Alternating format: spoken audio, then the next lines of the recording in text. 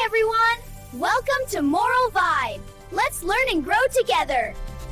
A merchant's purse containing 200 dirhams was lost on the road. He announced that whoever returned the purse would be rewarded with half a dirham. The purse was found by a sailor who, according to the condition, agreed to return it in exchange for 100 dirhams as a reward. The greedy merchant, wanting to avoid giving the reward, falsely claimed that there was a precious diamond in the purse. The sailor swore an oath, declaring that the purse only contained 200 dirhams and there was no diamond. The case was brought to the judge's court to reach a decision.